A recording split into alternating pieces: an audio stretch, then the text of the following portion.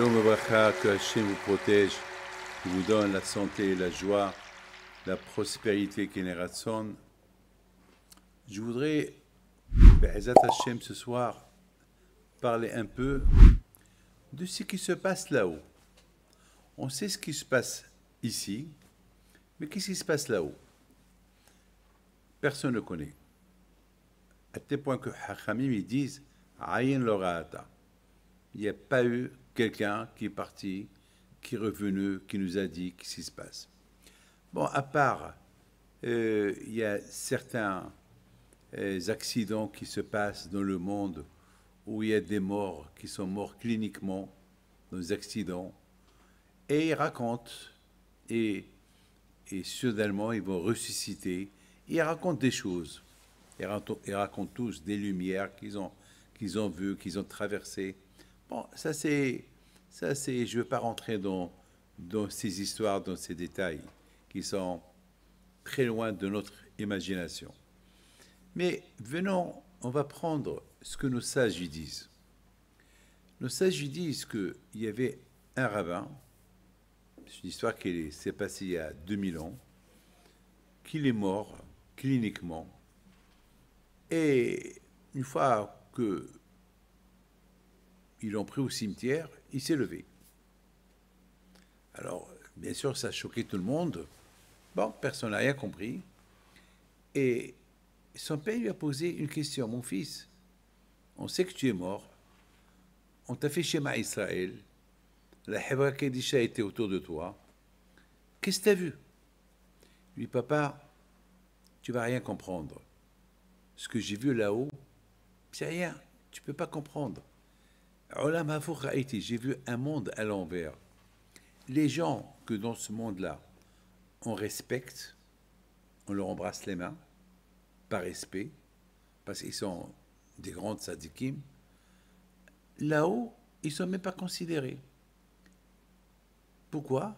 Parce qu'il y a à côté d'eux des gens qui étaient à leur époque, qui n'avaient ni barbe, ils n'étaient pas des rabbins, rien du tout, et là-haut, ils sont considérés. Donc ça veut dire, cette histoire-là que je vous raconte, que nos sages y racontent, c'est que personne ne peut juger quelqu'un qui n'a pas de barbe. Bien sûr, on ne peut pas juger, parce que la barbe, c'est dans le cœur. Ce n'est pas la barbe qu'elle fait d'un rabbin à un rabbin, c'est ses actions, ce qui fait. Il peut avoir des gens qui n'ont pas de barbe et que là-haut, ils sont beaucoup considérés. Je vous raconte une histoire de Baal Shem Tov, une histoire spectaculaire de Baal Shem Tov. Il y avait un juif qui était très pauvre et il avait des problèmes, plein de problèmes. Il vient chez le Baal Shem Tov. Il lui dit, Rabbi, aide-moi, j'ai un problème, aide-moi. Il raconte tous ses problèmes. Baal Shem Tov lui dit, tu sais quoi, moi je ne peux pas t'aider. Tu vas aller dans telle et telle ville, et là-bas, tu vas voir un monsieur, c'est un soulard, va chez lui qui te fait une bracha. Il dit, quoi, un soulard? Il va me faire une bracha? Je dis, écoute-moi, fais ce que je te dis avant que le temps de ta bracha, il va y passer. Il va passer. Ce monsieur-là, tout de suite, il prend le chemin. Il va à la ville que le Baal Shem Tov lui a dit. Il lui a donné le nom. Il se renseigne sur lui. Ils lui ont dit, mais c'est un soulard. Du matin au soir, il se saoule. Il leur a dit quand même, je voudrais bien le voir. Bon. Ils l'ont montré, le monsieur, et il était par terre, vraiment, avec ses habits sales. Et il va vers lui. Il lui dit, Rabbi, et l'autre, il commence à crier, moi je ne suis pas un rabbi, moi je suis un soulard.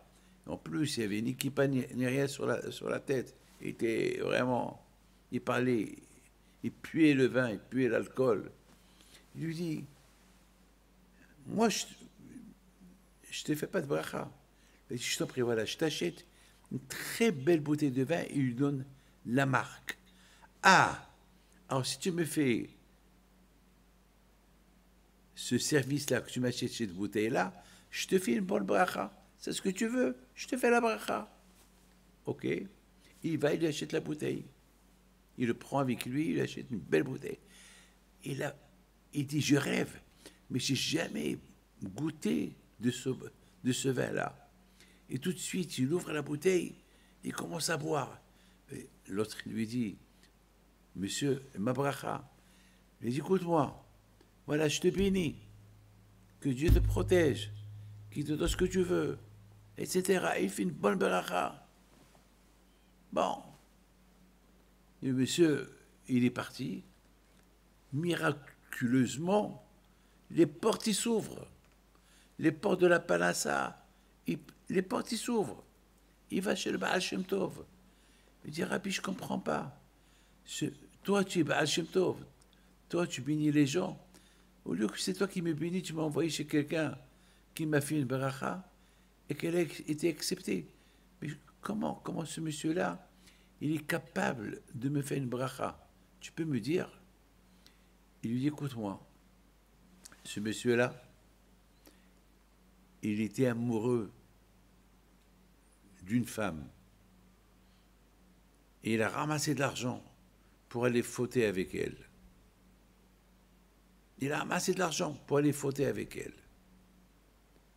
Et il passe dans la rue pour aller vers cette femme. Et il voit un juif qui était en train de pleurer. Un juif qui marche et il pleure. Il l'arrête. Il lui dit, pourquoi tu pleures? Il dit, pourquoi je pleure? Et si je te dis, tu vas m'aider, tu vas pas m'aider. Alors je pleure. Pour ma chance, j'ai pas de chance. J'ai des problèmes, j'ai des dettes, je veux marier ma fille. Et j'ai ras-le-bol de la vie. Et le monsieur lui dit, ah bon? Tu sais quoi, j'ai une somme d'argent. Voilà, je te dis la vérité. Avec cet argent-là, je devais aller faire une grande avera. Mais je ne veux pas aller la faire, je te donne l'argent. Voilà, il y a là-bas assez pour payer tes dettes, pour faire ce que tu veux. Allez, bye. Ce qu'il a fait, ce monsieur-là, ça a fait un grand bruit dans le ciel. Baal Shem Tov dit, ça fait tellement un grand bruit que dans le ciel, ils ont décidé que celui à qui il fait une bracha, la bracha va être acceptée. Mais de l'autre côté, il y a eu d'autres malachim dans le ciel qui ont dit, alors s'ils commencent à bénir tout le monde, alors les gens ne vont plus prier. Si chacun a un problème, il va aller chez lui et il va commencer à bénir tout le monde. Alors, il n'y aura plus de libre arbitre. Il n'y aura plus de récompense, il n'y aura plus de punition. Parce que tout le monde va faire la queue pour aller chez lui. Je veux une bracha, je veux une bracha, je veux une bracha. Et ces brachot, ils vont être acceptés. Et il va avoir plus de Kippour, de Rosh Hashanah. Les gens ne vont pas faire Teshuvah. Ils vont dire, on va fauter, et après on va aller chez lui, il va nous souhaiter bonne année, et il va passer une bonne année. Alors, dans le ciel, ils ont décidé que ce monsieur-là, il soit tout le monde saoul, il soit tout le temps saoul. Comme ça, personne ne profite de ses brachot. Comme ça, il bénit personne. Tu es le premier à qui il a béni. Voilà. Regardez, mes amis, ça, c'est les choses qui se passent là-haut. Maintenant, mes amis, il faut savoir une chose. Personne n'est venu de là-haut pour nous dire ce qui se passe là-haut. Mon grand-père, Rabbi Haim Pinto,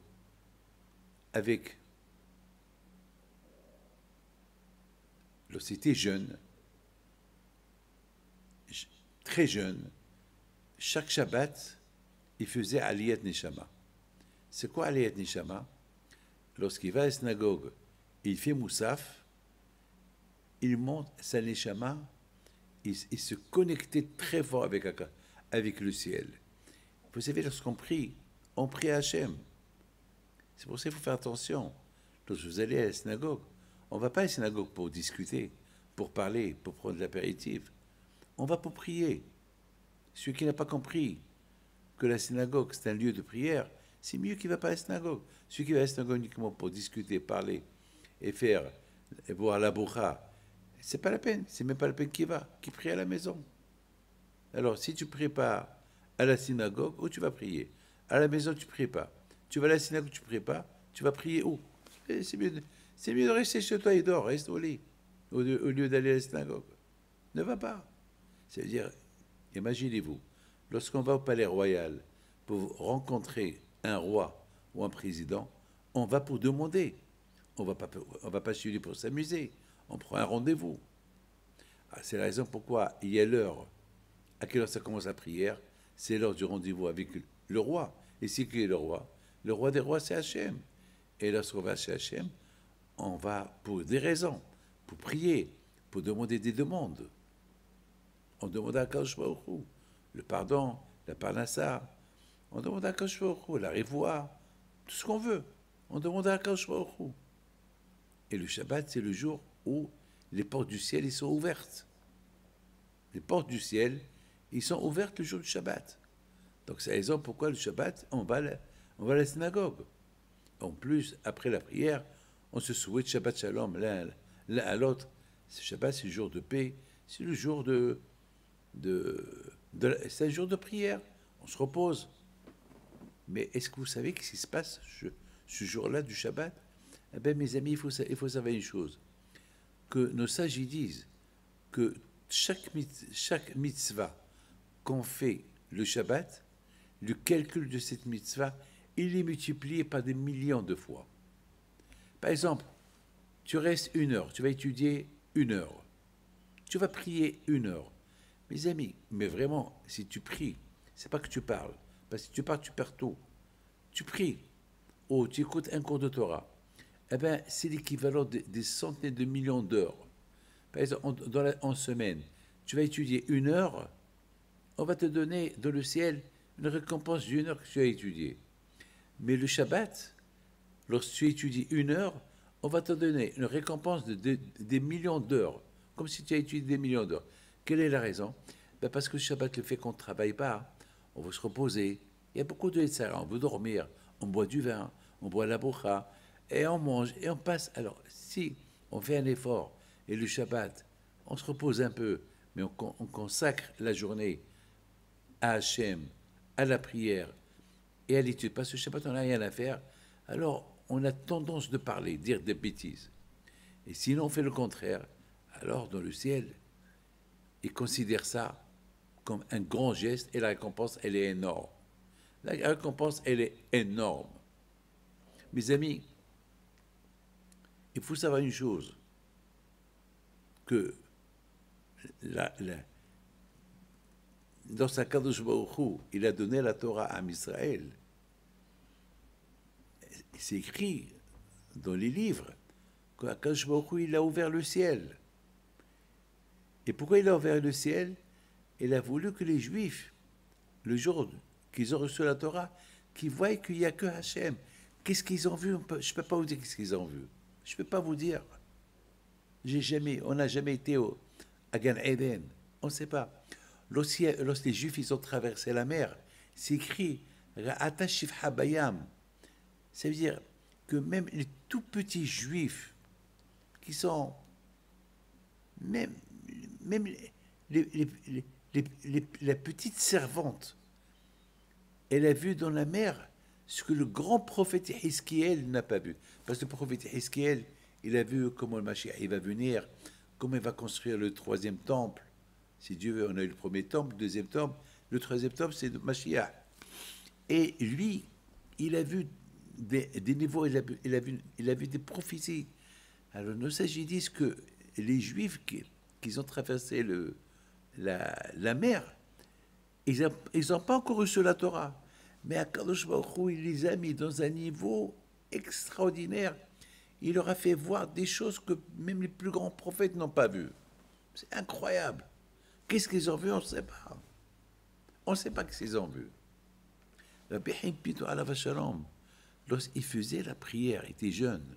Je parle de Rabbi Chaim Pito le Grand, celui qui est enterré à Essaouira. Lorsqu'il faisait la prière, vous savez, il se connectait à Hachem. d'une manière que son père, Rabbi Shlomo Pinto, il ne le touchait pas. Il ne le touchait pas. Personne ne le touchait. Il y avait Rabbi Khalifa Malka, qui l'enterrait à Gadir. Rabbi Shlomo Pinto, il ne le touchait pas. Parce qu'ils savent la manière comment il priait, il était connecté, et s'ils le touchent, ils peuvent le tuer. C'est de la folie. Et un jour, jusqu'à l'heure de Minha, Rabbi Haim Pinto, il était encore connecté. Là, Rabbi Shlomo Pinto et Rabbi Khalifa Malka, il y a ceux qui disent, il y avait avec eux Rabbi David Ben Baruch, alav shalom, les grands trois tzadikim du Maroc.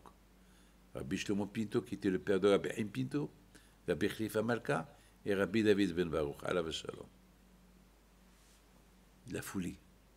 Ils ont fait une prière, les trois ensemble, et eux aussi, ils se sont déconnectés de ce monde-là pour arriver dans des mondes que je ne peux pas vous dire.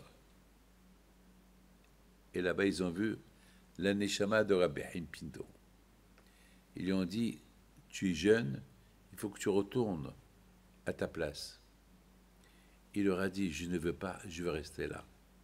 Ils lui ont dit, mais le monde, il a besoin de toi. Un jour, tu vas être un grand et le monde a besoin de toi. Tu ne peux pas de maintenant se déconnecter de ce monde-là et rester là-haut. Je leur dis, alors, vous me promettez une chose. Je sais comment monter, mais je ne sais pas comment descendre. J'ai des difficultés pour descendre, parce qu'une fois que je suis là, j'ai envie de rester là. Alors, vous allez m'apprendre comment descendre dans le monde d'où je viens. Ils lui ont promis. Il est descendu avec eux, et ils ont tenu parole, ils lui ont appris comment monter et descendre. Mes amis, qu'est-ce qu'il y a là-haut? On sait que les Neshamot, là-haut, c'est le monde des âmes. Là-haut, c'est un monde où il n'y a pas de plaisir matériel. Il n'y a pas de manger, il n'y a pas de boucha, il n'y a pas de salade cuite, il n'y a pas d'adam l'hout, il n'y a pas de pkila, il n'y a pas de shrina, la dafina. Il n'y a rien. Il n'y a pas de femme, il n'y a rien. Alors qu'est-ce qu'il y a? Qu'est-ce qu'il y a? Il y a un plaisir. À tel point que c'est écrit dans le Pirkei Avot, le plaisir qu'il y a dans l'autre monde, il vaut même avec le plaisir d'une heure. Écoutez bien ce que le Pirkei Avot dit. Le plaisir d'une heure de l'autre monde, c'est l'équivalent des centaines de milliards d'heures de plaisir que tu peux avoir dans ce monde-là. Ça veut dire que tu peux gagner des centaines de milliards de dollars en loto, tu peux avoir des pays, tu peux avoir ce que tu veux. C'est même pas le prix d'une heure de plaisir de là-haut. Mais c'est quoi là-haut? C'est quoi le plaisir de là-haut? Mes amis, le plaisir de là-haut, il n'est pas calculé, il est illimité. Vous savez, mes amis, prenez un parfum. Un parfum, lorsque vous le sentez, il y a beaucoup de sortes de parfums. Mais le plaisir, il est rien que de quelques secondes. Après, tu t'habitues au parfum. Après, il ne te donne plus de plaisir. On va vous donner le meilleur costume du monde. Le plaisir, waouh, au moment qu'on te le donne. Après ça, tu le mets, tu t'habitues. Vous allez donner la plus belle bague du monde à votre femme, avec une rivière de diamants, une rivière. Vous savez, les rivières que les femmes, il y a des rivières qui coûtent. Moi, une fois, mon beau-frère, à New York, il m'a montré une rivière, il m'a montré une fois un diamant qui coûte presque 50 millions de dollars. Vous savez, il y a des rivières qui coûtent la reine Elisabeth, elle a des bijoux qui coûtent des centaines de millions de dollars. Prenez la meilleure bague de 40 carats, de 1000 carats, une bague en diamant, vous savez, une bague qui va couvrir toute la main de votre femme. Un diamant que vous savez, il brille. Et la femme, elle va dire waouh, waouh, waouh, combien de temps? Un quart d'heure. Après, sa main, ça va être lourd. Elle va l'enlever. Ah, elle est lourde. Elle va la poser. Et elle va le remettre pour des occasions. Mais le plaisir est parti. Dans ce monde-là, les plaisirs, ils sont limités. Quelqu'un qui va gagner au loto, il va être heureux, heureux, heureux. Ouais, j'ai gagné au loto. Da, da, da, da, da. Ça va durer combien? Un jour, 2 jours, après ça y est. Après, il oublie. Tous les plaisirs, ça dure. Jamais j'oublierai. Jamais j'oublie. Lorsqu'on casse le carême, le jeûne, on prend le café, on le boit, ah, quel plaisir. On prend le gâteau, ah, quel plaisir. Après, ça y est, le plaisir s'en va. Jamais j'oublierai, mes amis, quelqu'un que il avait envie de manger un steak poivré avec du whisky. Il y a un steak de poivre. C'est une histoire qui est dans ma tête, que jamais j'oublierai. Il y avait Sheva Brachot quelque part à Paris. Il y a longtemps de cette histoire. Et puis, chacun il a commandé ce qu'il veut. C'était un restaurant magnifique. C'était un restaurant où il y avait là-bas 10 menus pour le Sheva Brachot. Il y avait là-bas des steaks poivre. Et on t'apporte le steak et on met du poivre et du whisky et on l'allume avec du feu et tu vois. Une fois, j'ai essayé. Essayez-le. Peut-être c'est bon. Moi, je l'ai aimé, mais une seule fois, je l'ai mangé dans ma vie. Parce que je me suis brûlé. Alors, depuis, je ne le touche plus. Alors, mes amis, mais j'ai vu le monsieur, comment il a mangé. Mmh. Et, et après, une fois qu'il a mangé, c'est un gros steak, et il ajoute encore un autre. Et il a commencé à manger le deuxième steak avec appétit. Et à un moment donné, il a laissé le quart ou la moitié. Je lui dis, alors finis-le. Il m'a dit, je ne peux plus. Ça veut dire que dans ce monde-là, le plaisir, il est limité. Par contre, mes amis, nos sages ils disent que dans l'autre monde, le plaisir, il n'est pas limité. Ça veut dire, ici, tu sens le parfum, tu as le plaisir au début, après c'est fini, mais là-bas, c'est le plaisir, il continue, il continue, il continue, il ne s'arrête pas. Le plaisir, mais quoi? Qu'est-ce qu'on voit là? Il n'y a pas d'or. Les choses qui te font plaisir dans ce monde-là, il n'y a pas dans l'autre monde. Alors c'est quel plaisir? On n'a pas vu, on ne sait pas. On le sait. Il n'y a que Hachamim qui disent que le Shabbat, c'est Me'en Olamaba. Le plaisir qu'on a le Shabbat, quand même, il y a un plaisir au Shabbat. Je ne sais pas quel moment. Chacun, il a un moment dans le Shabbat où il sent un plaisir. Ça, c'est même pas 1% du plaisir. Ce plaisir que tu as le Shabbat, c'est même pas 1% du plaisir qu'il y a à Olamaba. Un plaisir spirituel.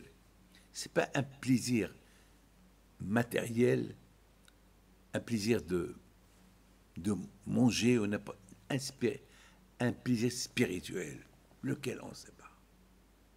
On ne sait pas. On n'a pas vu. Ça, c'est ce qu'on appelle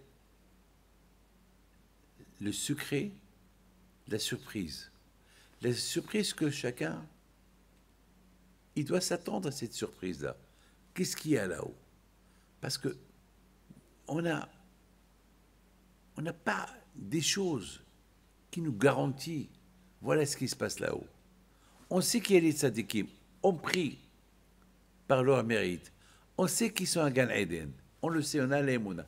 On a l'aïmouna qui a Tihet Amiti, que les morts ils vont ressusciter. On a l'aïmouna qu'il y a Olamaba, il y a l'autre monde, il y a là-haut. On a l'aïmouna qui a la récompense. Il y a la punition. Il y a la récompense, il y a la punition. Mais est-ce que quelqu'un il l'a vu? À part des gens qui viennent et qui rêvent. Il y a des gens qui font des rêves, qui nous racontent. Mais personne ne connaît. Personne n'a vu. Mais mes amis, je vous dis quelque chose personnel. Moi, je vous dis quelque chose. beaucoup des fois, lorsque j'étudie la Torah, et je comprends la Torah, vous savez, la Torah, je l'aime. La Torah, je l'adore. Il n'y a rien qui peut me séparer de la Torah. Je l'adore, je l'aime. Mon plaisir, moi j'ai toujours dit à ma femme, surtout la première fois que je lui ai dit, ça l'a choqué. Je lui ai dit, Viviane, j'ai une autre femme que j'aime plus que toi. Et j'étais sérieux. Elle me regarde et rigole. Je dis, je rigole pas moi. Elle me regarde. Et tout le monde qui me regarde, je dis, ben oui. Il y a toi, il y a la Torah. Je suis marié avec la Torah aussi. Et alors je la comprends, la Torah, le délice de la Torah. Lorsqu'on comprend quelque chose de la Torah, vous n'avez aucune idée. C'est quoi le plaisir qu'on a lorsqu'on comprend la Torah? J'ai fait une fois un rêve. J'ai donné un cours de Torah dans le rêve. J'étais tellement heureux et content dans le rêve. Lorsque je me suis réveillé, je souriais tout seul et je me suis levé au milieu de la nuit pour écrire le cours que j'ai donné dans le rêve. Mes amis, moi, je pense, ceux qui aiment la Torah, ceux qui l'étudient, le Gan Eden, c'est pas la peine de mourir pour voir Gan Eden. C'est pas la peine de mourir pour voir c'est quoi le plaisir du paradis, le plaisir de là-haut. En bas, ici, dans ce monde-là, il y a aussi le Gan Eden. Lorsque tu kiffes la tfila, lorsque tu étudies la Torah, et tu l'aimes, et tu la désires, alors tu sens Gan Eden. Mais si de force, tu vas à la synagogue, pour parler, de force, tu vas écouter un cours de Torah, et après le cours de Torah, tu dis, il te fait ni chaud ni froid. Alors, il n'y a aucun plaisir. Il n'y a rien, il n'y a aucun plaisir. Il n'y a rien. Mes amis, je voudrais vous dire quelque chose. Lorsque le roi Hiskia, il était malade, parce qu'il ne s'est pas marié, il est venu chez lui le prophète Ishaïa. Il a dit, Majesté, je sais que tu es un grand sadique, mais tu vas mourir et tu n'auras ni ce monde ni l'autre monde. Il lui dit, pourquoi? Il dit, parce que tu t'es pas marié. Tu n'as pas accompli la mitzvah du mariage. À quoi ça sert toute ta Torah que tu t'es pas marié? À qui tu vas transmettre la Torah? Il dit, attends, mais j'ai beaucoup d'échivot, j'ai beaucoup des élèves qui étudiaient la Torah. Il paraît que Hiskia, le roi Hiskia, lorsqu'il faisait un cours de Torah, il y avait presque 40 000, 50 000 personnes qui venaient l'écouter. Il était un grand sadique. En plus, vous savez ce qu'a fait Hiskia? Hiskia, il n'avait pas d'armée. Tous ses soldats, il a dit à tous ses soldats, prenez vos armes, cachez-les dans les synagogues, cachez-les là où il y a la Torah, et vous allez vous asseoir, étudier la Torah. Vous êtes les soldats de la Torah. Et c'est comme ça. Alors, le roi, il dit à Ishaïa, mais pourquoi le bon Dieu, il va me punir, il va me prendre de ce monde-là, et j'aurai ni ce monde, ni l'autre monde? Qu'est-ce que j'ai fait? Parce que je ne me suis pas marié. Mais tu sais, prophète, si je ne me suis pas marié, c'est parce que j'ai vu dans ma prophétie que je vais avoir 2 garçons qui vont être Réchaïm, qui vont être idolâtres, ils vont énerver Hachem. Alors j'ai préféré ne pas me marier pour ne pas apporter des enfants qui vont faire du mal au bon Dieu. Ishaïa lui dit, mais Majesté, ça, c'est pas ton problème. Toi, tu te maries, tu devais te marier. Comme que Hachem, il t'a dit de se marier. Parce que si on ne se marie pas, il y a un problème. À qui on va transmettre la Torah? C'est vrai, tu as transmis la Torah à beaucoup des étrangers, mais pas à tes enfants. Mais je t'ai dit que mes enfants vont dire Shaïm. Et alors, le prophète lui dit, toi, tu aurais dû te marier et apporter ces enfants, même s'ils sont Réchaïm, tu vas leur transmettre les enfants. Le reste, c'est pas ton affaire, c'est le bon Dieu. Akadosh Baruch Hu, il peut les mettre dans le bon chemin s'il veut. Mes amis, tout à l'heure, j'ai reçu une femme qui a perdu sa fille le jour du Simchat Torah. Ils l'ont tué, les terroristes. Ils l'ont brûlé. Brûlé. Ils ont fait beaucoup de mal à cette fille-là. Et c'est une famille qui ne sont pas religieux. Et sa mère, depuis la mort de sa fille, elle a complètement changé. Elle a fait une grande teshuva. Vous savez pourquoi? Parce qu'elle a trouvé une feuille que sa fille lui a, une feuille que sa fille, elle a écrit elle-même que une lettre d'amour à Hachem. Sa mère, qu'elle savait que sa fille était pas religieuse, elle lit cette lettre d'amour que sa fille, qui n'était pas religieuse, elle a écrit à Hachem et il demande à Hachem, Hachem, aide-moi à venir vers toi. Je veux marier à l'âge de 26 ans. Protège mes parents. Lorsque la maman, elle a vu comment sa fille, elle écrit cette lettre. Elle écrit cette lettre une semaine avant qu'elle ait été tuée. Elle a ajouté dans la lettre, avec l'aide d'Hachem, Shabbat prochain, je ne vais pas observer le Shabbat, mais le Shabbat d'après, ça va être le premier Shabbat que je vais observer. Mais malheureusement, elle est morte le Shabbat d'après. Elle est morte dans Ariaim, là où il y avait la soirée. Malheureusement. C'est de la folie. Et sa mère, elle a pris un coup, elle a fait teshuva. Ça veut dire quoi? Ça veut dire qu'il y a toujours un espoir. Il y a toujours un espoir.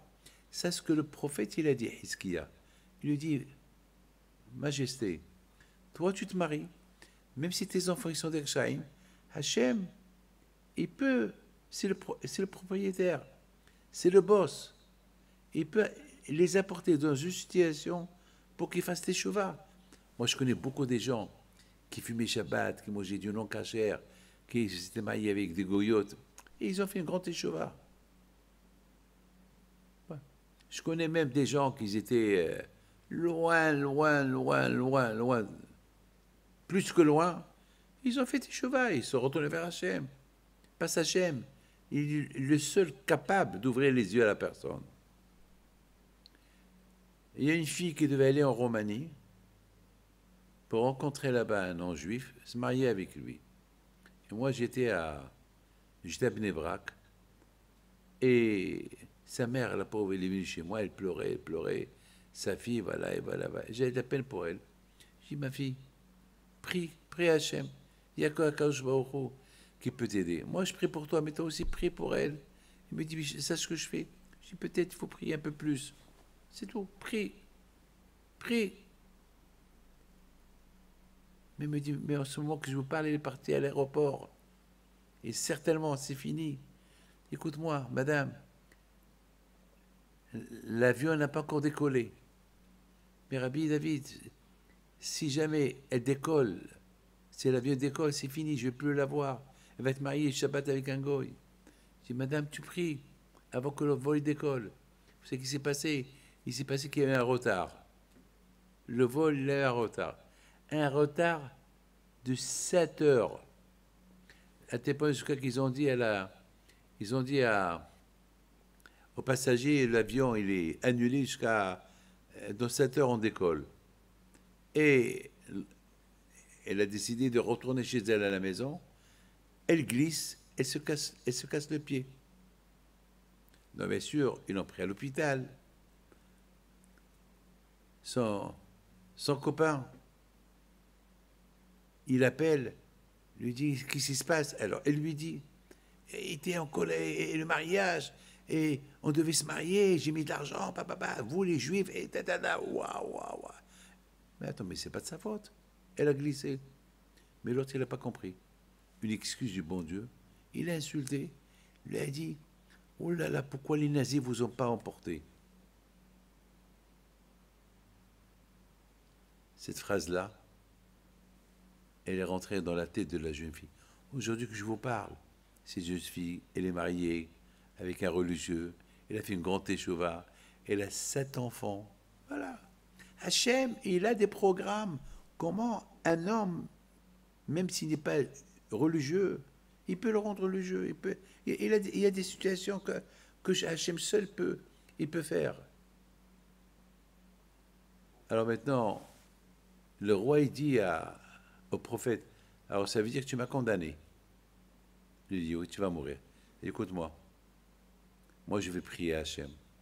Et Hizkiya, elle a commencé à prier, à prier, à prier, jusqu'à ce que sa prière, elle est montée chez Akadosh Baruch Hu. Mais mes amis, lorsque vous priez, à qui vous priez? Réfléchissez un peu. À Hachem, il est là-haut. C'est tout.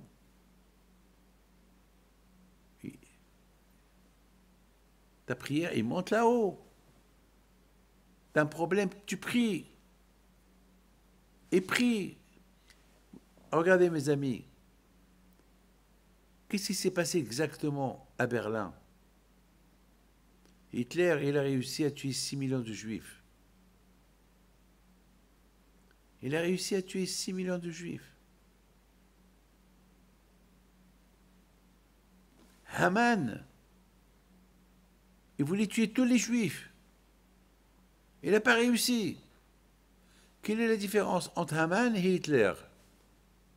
Pourquoi Haman, il a voulu tuer tous les juifs, il n'a pas réussi, et Hitler, il a quand même réussi à tuer 6 millions de juifs?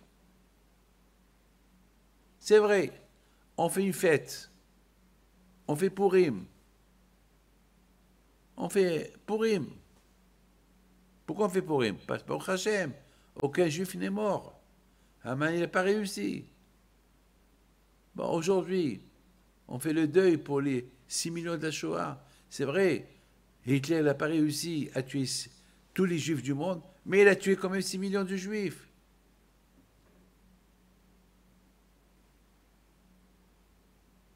C'est vrai. Il y a un rabbin qui dit, c'est vrai, on a eu Israël. Très bien, tu as eu Israël, mais tu as perdu 6 millions de juifs. Et même en Israël, il y a encore la guerre. Alors, on a gagné quoi? Mes amis, la différence entre Haman et Hitler, c'est à l'époque de Haman, les Juifs, ils ont prié. Ils ont prié pendant 3 jours. 3 jours, ils ont jeûné 3 nuits. La prière, ils ont prié, et crié, et prié, et prié, et voilà, grâce à Dieu, ça s'est annulé. Les décrets, ça s'est annulé. Mais à l'époque de la Shoah, malheureusement, il n'y avait pas assez de prière. Parce qu'il y avait des Juifs en Amérique, eux, ils n'étaient pas concernés, ils ne savaient pas ce qui se passait, donc ils ne priaient pas assez. Il n'y avait pas assez de prière, malheureusement. Mes amis, ce qui s'est passé à Simchat Torah. Oh, le jour de Simchat Torah, le jour qu'on danse avec la Torah, le jour que les portes du ciel ils sont ouvertes, le jour que Hachem il est présent, Hachem il voit les Juifs dans le monde entier qui dansent avec sa Torah, même les Juifs qui ne sont pas religieux, ils dansent avec la Torah. Il nous est arrivé un malheur. Quelle tragédie! Quelle tragédie! Quelle tragédie!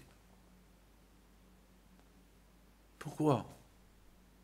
Ben, personne ne peut vous dire pourquoi. Cette femme, qui a perdu sa fille, dont j'ai parlé tout à l'heure, que j'ai rencontrée aujourd'hui, elle n'avait pas l'air révoltée contre le bon Dieu. Elle a dit, la mort de ma fille quand même, elle m'a renforcé à se connecter encore plus avec Hachem. Surtout lorsque j'ai trouvé les lettres que ma fille elle a écrites au bon Dieu. Mes amis, finalement, le roi Hiskiel, le roi Hiskia, sa prière elle est montée chez Hachem. Et Hachem lui a accordé 15 ans supplémentaires à vivre. Il s'est marié avec la fille du prophète Ishaïa. Il a eu 2 enfants. Un, il est mort. Et un, il s'appelle Ménaché. Il est resté vivant. Mais à la mort de son père, après 15 ans que le bon Dieu lui a donné, à la mort de son père, il est devenu un homme, un grand rachat. Mais à la fin, il a fait Teshuvah. Lorsqu'il a vu, lorsqu'il était en captivité, parce qu'ils lui ont fait la guerre, il a perdu la guerre, ils l'ont capturé, ils ont commencé à le brûler, il a prié au bon Dieu, il a fait une grande Teshuvah, et le bon Dieu l'a protégé. Il est retourné à son royaume. Ça veut dire qu'Akadosh Baruch Hu, il peut créer des situations, comment ramener la personne dans la Teshuvah. On vit dans un monde qui est matériel. Le spirituel, on le voit uniquement lorsqu'on fait des mitzvot. La prière, Nida, on respecte Nida, on respecte Shabbat. On sent quelque chose. On sent le spirituel. Mais là-haut, on ne sait pas. Mais on peut sentir ce qu'il y a là-haut à travers ce qu'il y a en bas. Mais au moins, il y a des règles. Il y a des règles à respecter. Pour sentir le paradis dans ce monde-là, il y a des règles à suivre. Pour décoller un avion, pour faire décoller un avion, il y a des règles à suivre. Pour sentir Hachem, il y a des règles à suivre. Pour être connecté à Hachem, il y a des règles à suivre. Rien n'est gratuit. Les tzadikim qui sont attachés à Hachem, il y a des règles qu'ils ont suivies. Je voudrais, mes amis, terminer mon cours. Que je vais vous faire un peu rigoler. Il y a un monsieur qui vient chez moi. Il me dit, Rabbi David, j'ai écouté un de vos cours que vous parlez ce qui se passe là-haut, etc., etc., etc. C'est intéressant. Mais j'ai vu une preuve qu'il y a quelque chose là-haut. Je sais que mon père, il vénère tous les tzadikim, il voyage. Lorsqu'on était jeune, il nous a pris pèleriner les tzadikim. Mais je suis jaloux de mon père, il me dit. Il croyait beaucoup. Mais moi, je veux des preuves. Moi, je suis intellectuel. J'ai fait des études. J'étais à l'université. Et j'ai fait des grandes études. Je suis pharmacien. Et je suis aussi biologiste. Et je suis. Et moi, je vois, je crois ce que je vois. Mais là, vous parlez des choses que c'est dur pour moi d'y croire. Je dis, qu'est-ce que tu veux? Il me dit, ça ne vous dérange pas. Une preuve. Une petite preuve. Dites-moi quelque chose, montrez-moi quelque chose. Je lui dis, tu sais quoi? Je vais te prouver qu'il y a Dieu. Tu vas t'allonger sur... Voilà, je suis dans mon fauteuil. Je vais le mettre un peu vers le derrière. Et je veux que tu fermes tes yeux. Je veux te faire schéma Israël. Et toi, tu répètes après moi. Elle me dit, alors ça va se passer quoi? Je dis, alors tu vas sentir que ton âme, elle sort de ton corps. Wow. Et tu vas commencer à agoniser. Et tu vas commencer à sentir quelque chose, une lumière. Et tu vas voir un ange. Et tu vas voir le bon Dieu. Et tu vas voir ce qui se passe là-haut. Il dit, ah bon? Et après, comment je vais retourner? Je dis, alors monsieur, ça je ne peux pas te répondre. Pour faire sortir ton âme de ton corps et pour monter là-haut, je peux. Mais pour te ramener en bas, je ne peux pas. Ça, il faut, une fois que tu es là-haut, demande la permission pour descendre en bas. Ah non, non, non, non, je ne veux pas. Non, non, je ne veux pas prendre le risque. Ah, Hamar. Alors, tu as peur alors? Ça veut dire que tu crois? Ben, ah oui, je ne veux pas prendre les risques. Je dis, tu vois comment les Sahara, ils jouent avec toi? Il te fait croire que tu ne crois pas. Il te fait croire que tu ne crois pas, alors que tu es un juif que tu crois. Il a commencé à rigoler, il a dit, c'est vrai. Le Sahara, il m'a eu. Le Satan, il m'a eu. C'est vrai, c'est vrai. Non, ça y est. Rabbi David, c'est pas la peine de faire pour moi Shema Israël, moi, je vais le faire. Il a répété Shema Israël, Adonai Eloheinu Echad. Voilà, mes amis, chacun de nous, il a l'émouna. Chacun de nous, il a l'émouna. Mes amis, que le bon Dieu vous protège, il vous donne la santé. N'oubliez pas une chose. Vous voulez goûter le plaisir de l'autre monde, même que vous ne l'avez jamais visité, vécu, c'est à travers le Shabbat, à travers les mitzvot, à travers les sacrifices que vous faites, comme ce soulard-là, avec Baal Shem Tov. Il a vu un juif qui était dans le besoin, il avait de l'argent qu'il a ramassé pour aller avec une femme, il a fait un sacrifice, il a tout donné à ce monsieur-là. Et Mina Shamaim, du ciel, ils ont donné récompense. À qui béni, sa bracha soit acceptée. Et 100%, il a Gan Eden. Hachem ici, à qui il donne Gan Eden? Il y a même des gens qu'on croit qui sont loin, et lorsqu'ils sont morts, ils sont partis à Gan Eden. Parce que c'est Hachem seul qui sait. Nous, on ne sait pas. Nous, on croit que ceux qui ont Gan Eden, c'est les barbus. Ceux qui ont un chapeau et la barbe. C'est pas vrai. C'est Hachem seul qui sait qui a Gan Eden, qui est le vrai, qui est le faux. Mes amis, bon Dieu vous protège, vous donne la santé. Amen.